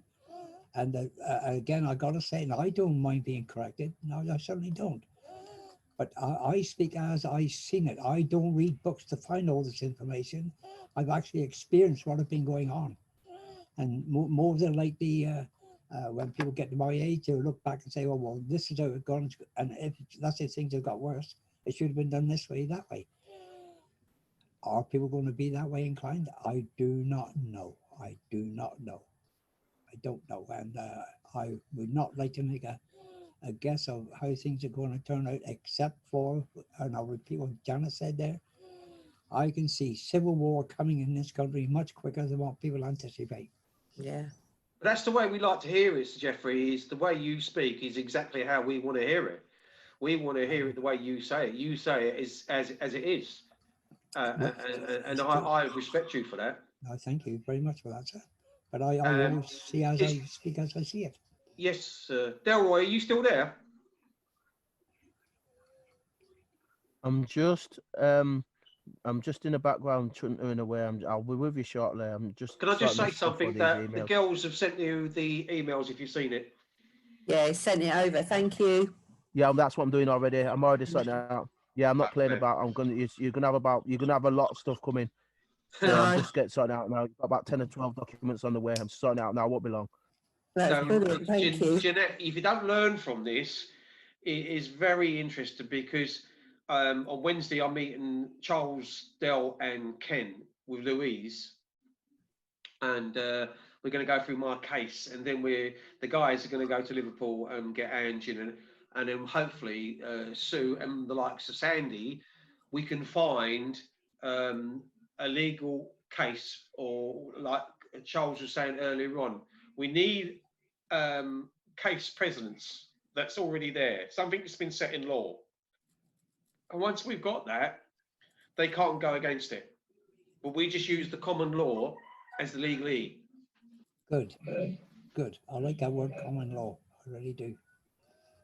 But that's what a lawful proceedings in law is. Common law means common to anybody to use, sort of thing. And that's what court cases are won on. Not you crying that, you get upset every night. You have to give the judge lawful proceedings in law that, your case is in line with that, within the parameters of that, you've won, sort of thing. Because he can't change it. He can't override it. He has to apply it, sort of thing. Are there many common law solicitors around, Charles? Common law, what, Jeff? Solicitors around. No, they've all been legalese, as they call it. Acts and statutes. That's what they get brainwashed into. So there is a couple and all this lot, if you know what I mean. But most actually, like the Supreme Court judgments, which have come lawful proceedings in law, common law, a lot of them contain common law. Right. These lawful proceedings. I could show you loads of them and all this lot. That's what you got to use in a court case, sort of thing. You don't worry about what they're going to do, or what's been said to you before, or their threats or whatever. You get the case law and you've won. Basic. It's so basic, really. And I'll show you some in a minute. Just want to ask Jeanette. Jeanette, do you know, have you heard of the Nuremberg Code 1947? Yes, I have heard of it. Yeah. So you know what it is? Not entirely refresh me. Right. The Nuremberg Code 1947 was done after obviously the Second World War, and when they had the Nuremberg War trials, because the Germans did a load of tests on people and that, you know. Yeah. Sort of thing. So basically all them tests, genetic things are all banned.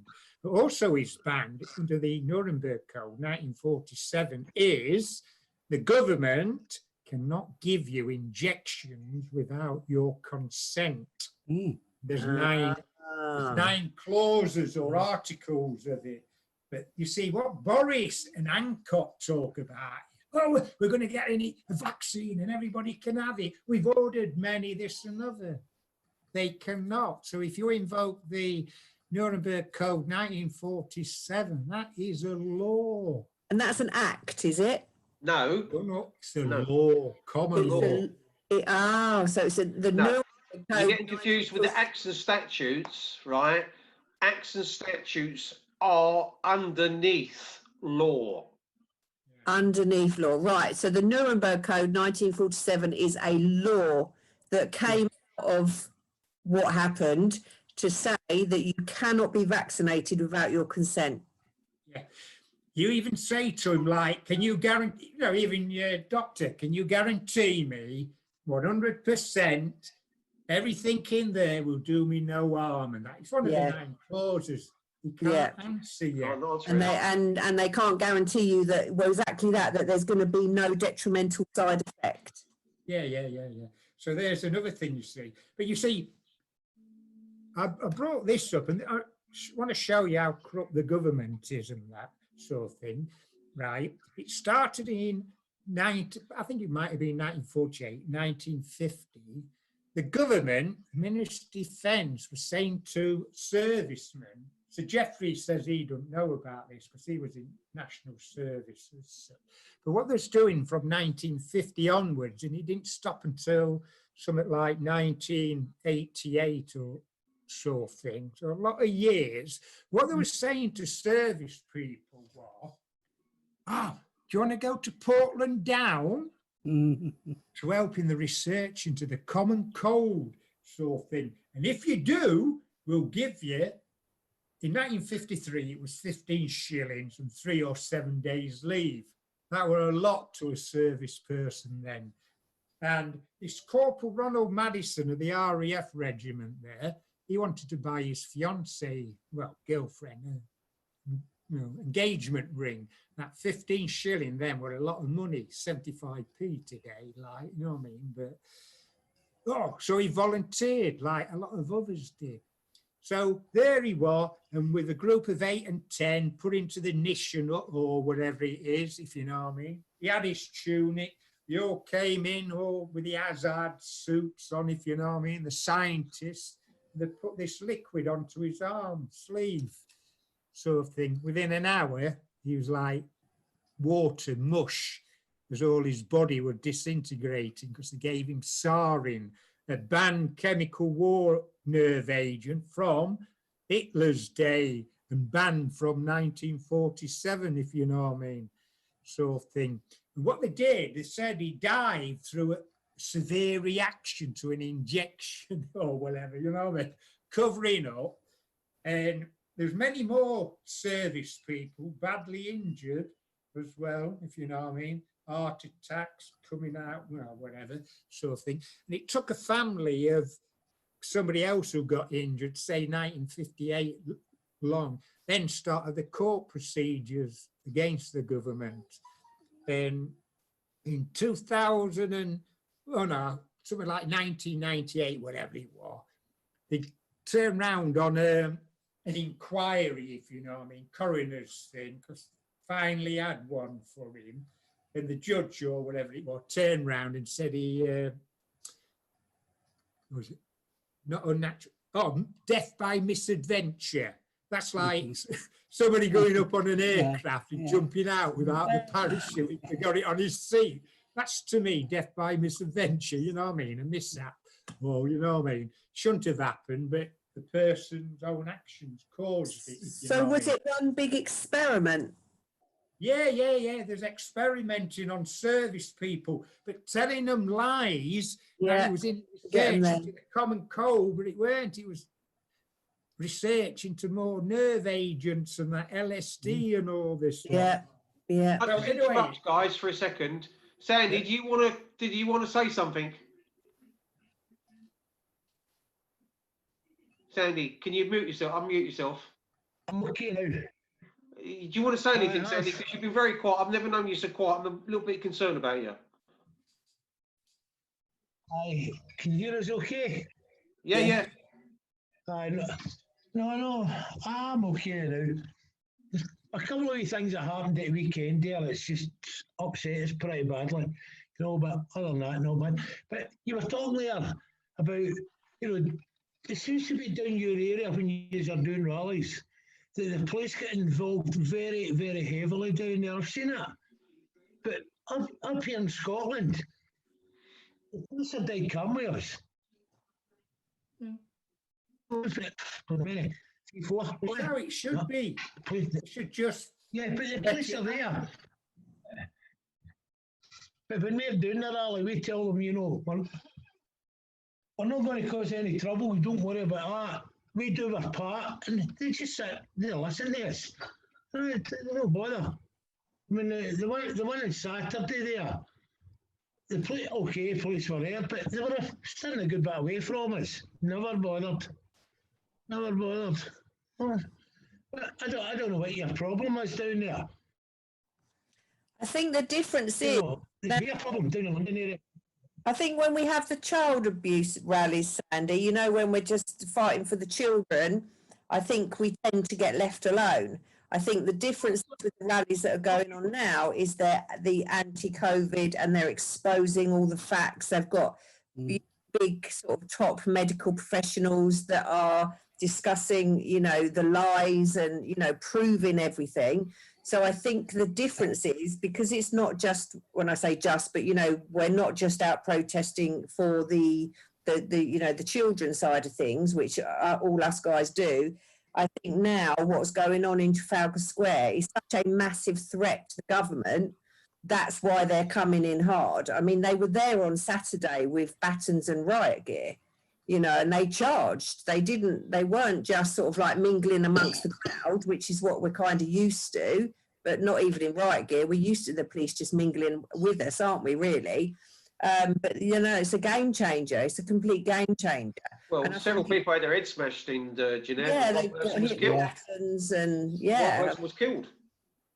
I'd have got trampled if I didn't get out of the way. It's no joke. And because the crowd held them back, they're going to come out really hard this week, I was watching something and John was doing a bit of a live feed or something because I think I saw him talking to Lee because Lee was there as well. And Yeah. I think also, I thought I saw Dan. Dan wasn't there on Saturday. Right. Okay. So it must have been somebody else because there was somebody giving John some stick about the foundation. Yeah, he got attacked. Yeah. Yeah, basically. And I think it was that. Is it that hoax policeman thing? Hoaxed it? Probably, but he got taken out by James, our security guy, so he was sorted. But I think that's the difference, Sandy. That's the difference between why now the police are doing what they're doing. It's because of the agenda that's being discussed and, the threat level of that to the government now. So they're just trying to silence everyone now. But, there's like 50,000 plus at these rallies now in Trafalgar Square. The one we did a couple of weeks ago was, I think, something in the end, it was about 80,000. So the numbers are growing, and I think the government are getting very scared. I'd agree with that. Yeah, Yeah. they're not liking it there, particularly when you've got doctors and nurses. Yeah. Some of them saying they're already registered, exposing it. That's the wrong people Yeah. coming out and telling the truth on them. They don't like it. They don't like it. Exactly. By the way, I've dropped the bomb. Your emails have all gone, so you should have Thank got the you. stuff. All right. Well, I'm just going to agree with you there. With what you were saying. Sandy's got his hand up, by the way. Go on, I'm Sandy. just going to agree with you there. That yeah, you spot on. They're trying to put into place. I call it the VOC 91 version 2. The first one was a dry one. This is a complete psyop, and they're trying to put pressure to control the masses to get a DeVoc 91 version 2 up and running. That's what's coming. That's what they're pushing for at the moment. If you watch it, they don't want people protesting against this because people are waking up, and so they're trying to exert more control by forcing another a DeVoc 91 version 2 lockdown. So that's what they've got planned. That's what's already on the way. They've already putting stuff into place now. You can see them doing it. Sandy's got his hand up, by the way. Go on, Sandy. What do you want to say? Sandy, you're muted, mate. You're on mute, Sandy. You're muted, Sandy. You see, we got an awful lot, you know, when you're loading these rallies down there. You know, they're just saying 80,000 and all that. She's escaped, Sandy. She's just ran her back behind you. She's escaped. Sorry about that. She escaped. I saw her. God, sorry. No, it's weird. Don't get it. You know, you see, a good turnout when you hold rallies. But up here in Scotland, they're so lazy. They don't bother. You know, we don't get a crowd. And when we do hold the rallies up here, I always speak out about the things that happened. And I was this has been a week and a half and then a weekend again. You see me, when you hold a rally, there's always somebody there wanting to criticise you because you've said the wrong thing. But I don't know about down your area. You know, when people come at your rallies, do you get people coming with children? Do you get that a lot? Yeah. Yeah, see, we get that as well up here. And then when you're speaking out, you know, you're talking about child abuse. And when you take a victim, when they go up to speak, it's the hardest thing you can do because you're reliving your past. And sometimes your emotions get a bit high and you can swear. We do. So I swore, I used the F word, and I used the word penis. And that's when I was going nuts with me because I had done that. But it's just something I'd done. I couldn't help it, you know. But I was trying to explain out about George Swinney and Sturgeon and Co. up here. They're trying to get this thing passed just now. And it's for the children from 5 years to 15. And this is disgusting. Absolutely shocking. And they're wanting children from 5 years of age telling them it's okay to watch pornographic movies and various things. Then there's a bit in it, and this is where it really annoyed me. And it was a jar of Nutella and a banana. And they're talking about homosexual here. And they've got a banana and they're telling, this is kids at school age. They're telling the banana is a man's penis, the Nutella is a man's bottom. And they're going, now look, children, if a man can enter, you know, another man, and they're showing you, and they pull the banana out. Now it's been in Nutella, remember? And they pull it out and they go, that's what your penis will look like. That is, oh no, that really annoys me. And I mentioned that at a rally, and that's what women,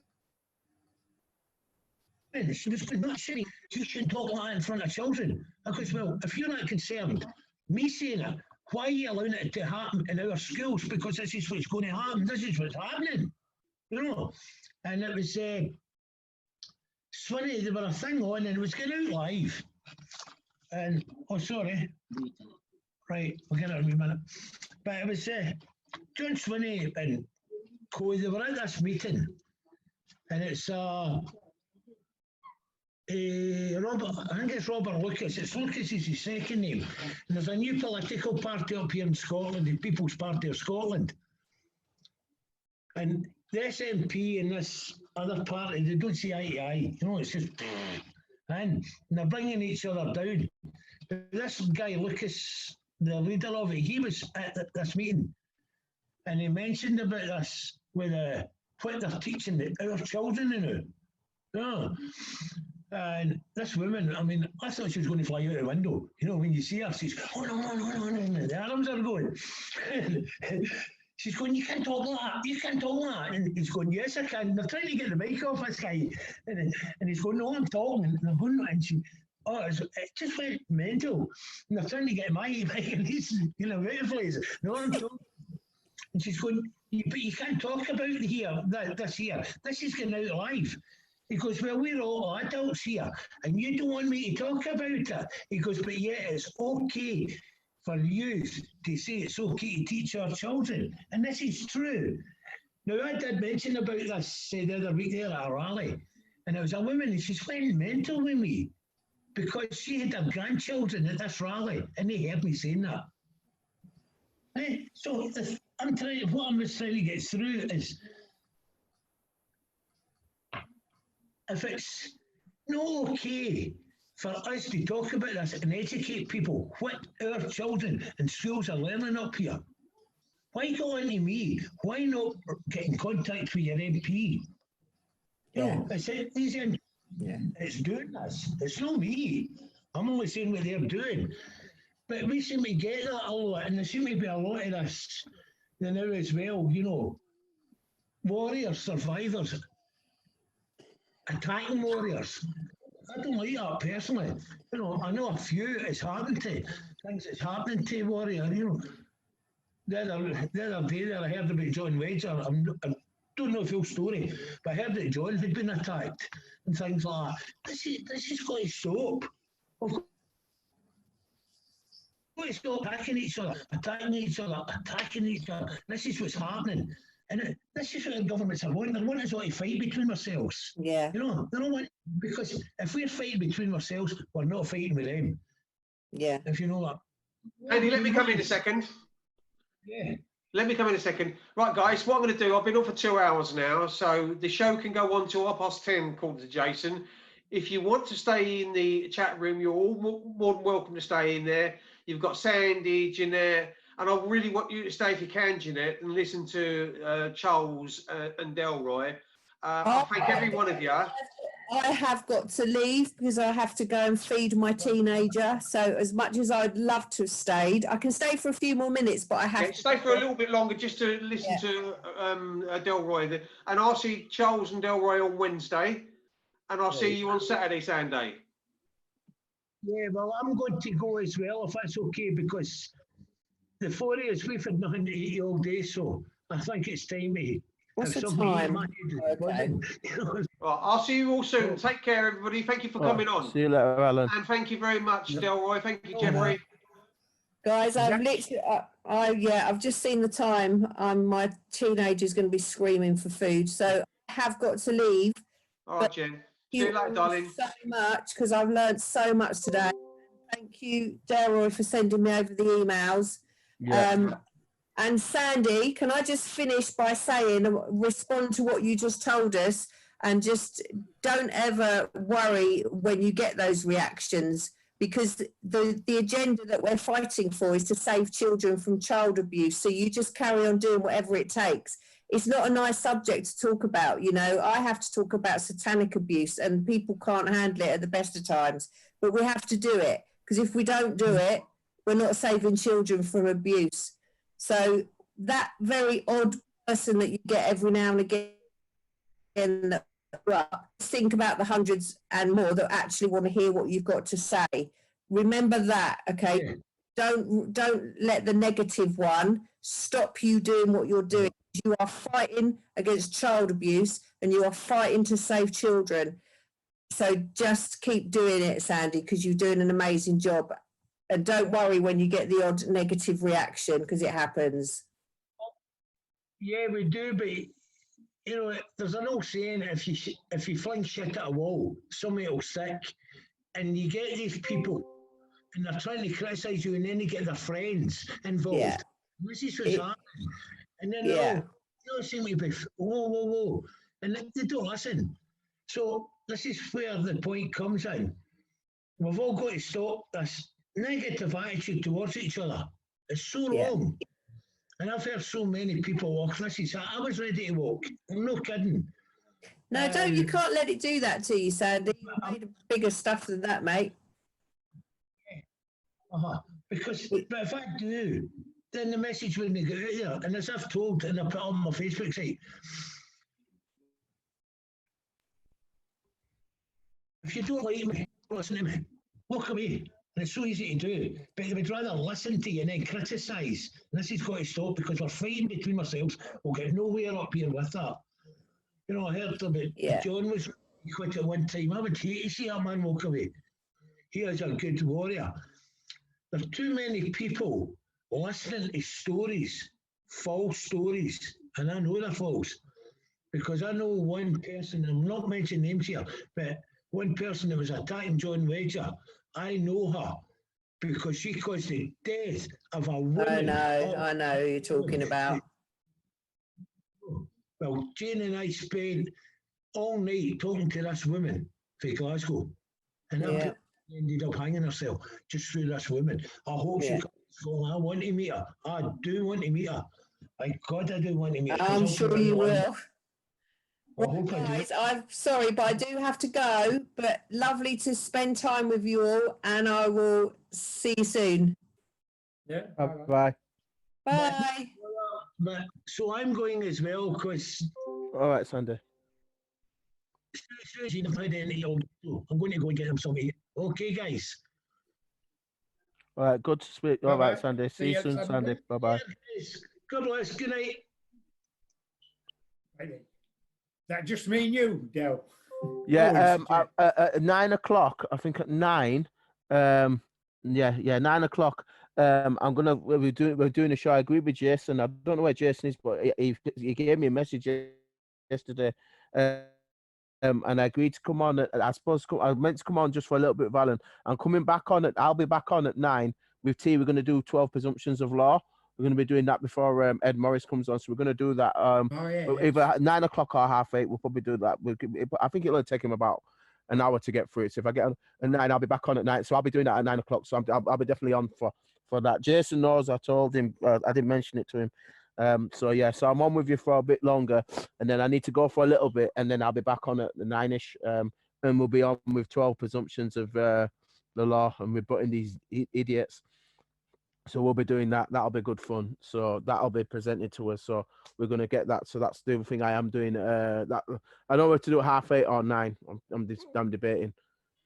Yeah. You see the Supreme Court ruling I sent you the other day about is it vicarious liability? Yeah, that was good. Yeah. I mean, it's got a. In fact, I tried putting it up. I think it was shown just before the girls and that left, if you know what I mean. And also for Sandy, but I sent it to Alan and I said send it to Sandy so to show him there's the law, so he doesn't have to worry about.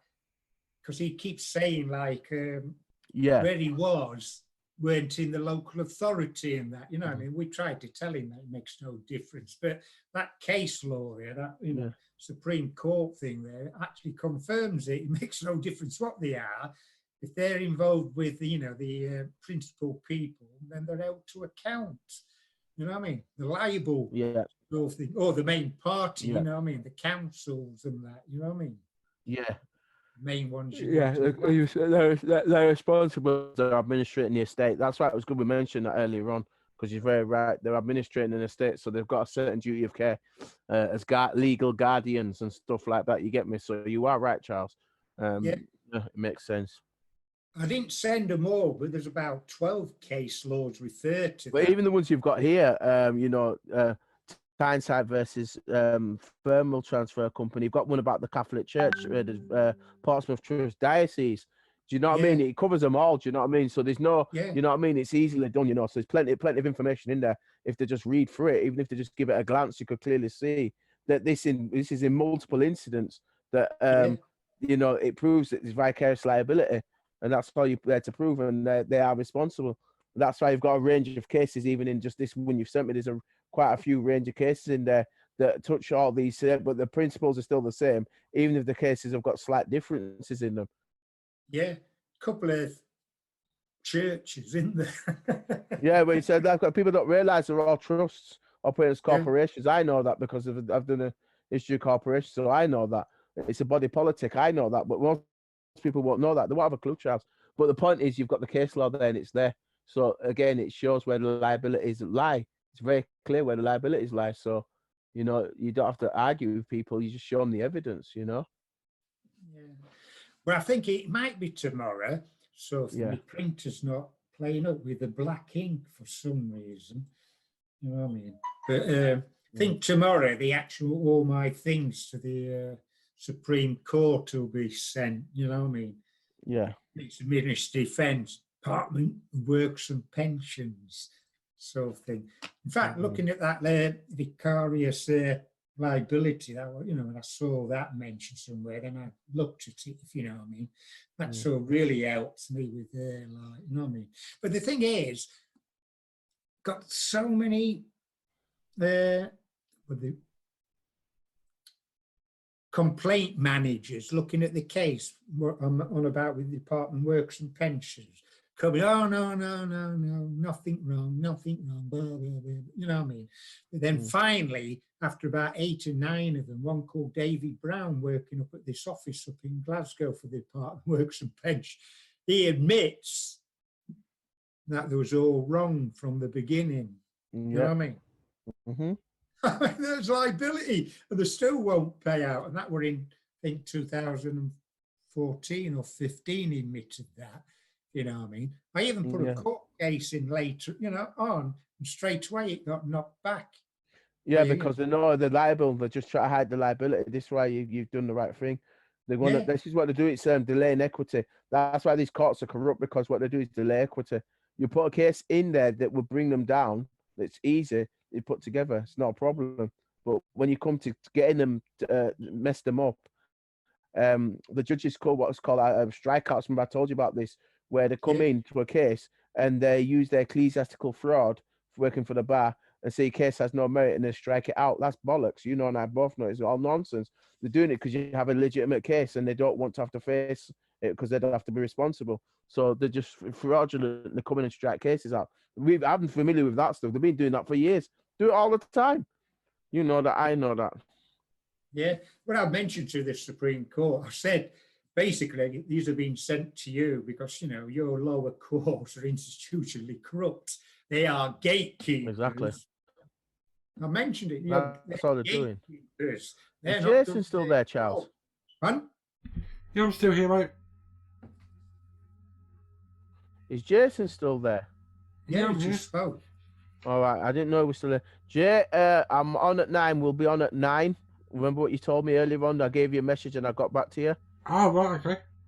Yeah, remember what you said to me the other day, yesterday, off for chill out yesterday, and I said I'll come in at 9 o'clock. We've got 12 presumptions of law, so we're going to do that at 9, if that's all right with you. Yeah, Take you up on your offer. Yep, no problem All at right. all. All right, that's fine. So just letting you know, so that should be fine. All right, Charles, sorry to interrupt you. I can't remember if Jason were there or not. Okay, go ahead, Charles. No. I'm always here, mate. No, I put it to the Supreme Court. I don't mess around with them. I said, you know what I mean? Either you do your job or it goes to the European Court, you know, Convention Court, the EU, UN, and the International Criminal Court. Take your pick, you know what I mean? You're not getting away with these crimes. Because all the cases were listed under the Human Rights Act, convention laws, and you've, you know, totally ignored them and all this lot.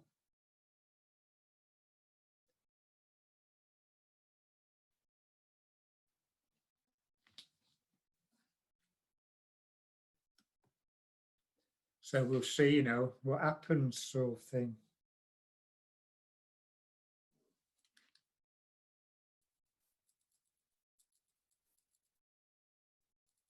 Has Dale gone quiet? That's not like Dale. Hey? Yeah, he's gone quiet. That's really unlike Dale.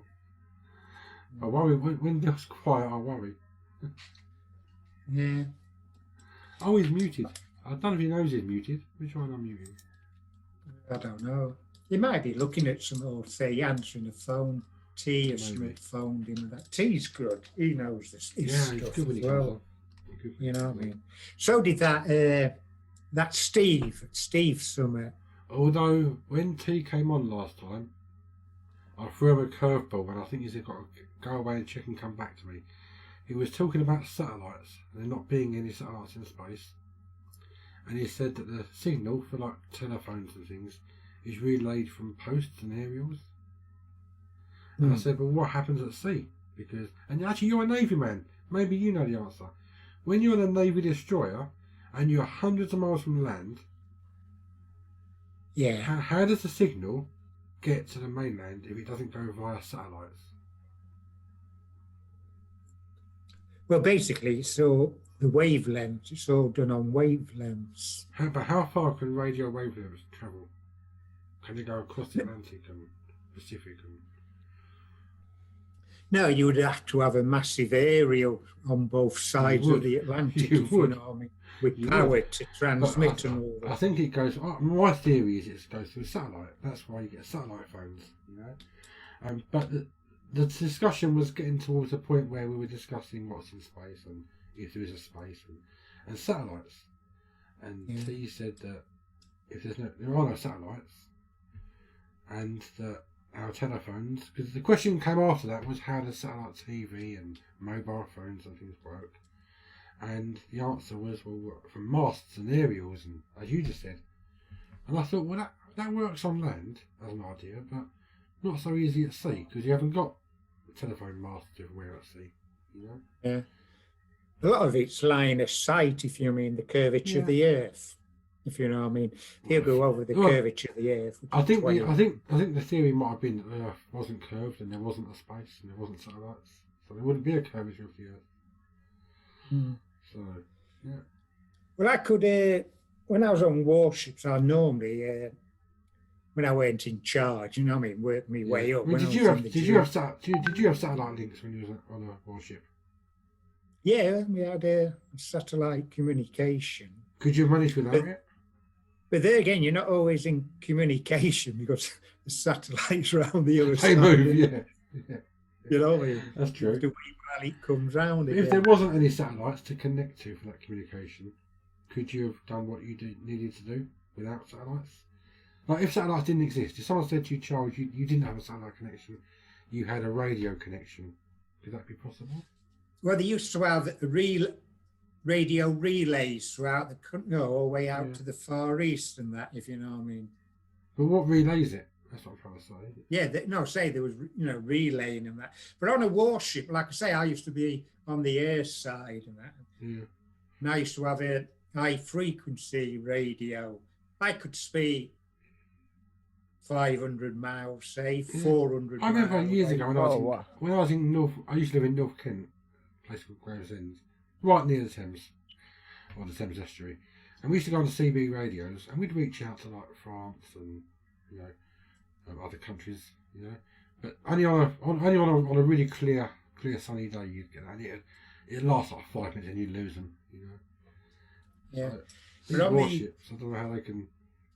On the high frequency, most radar guys would hate to go onto the air side and having to listen to the high frequency because of all the background noise and that, you know what I mean?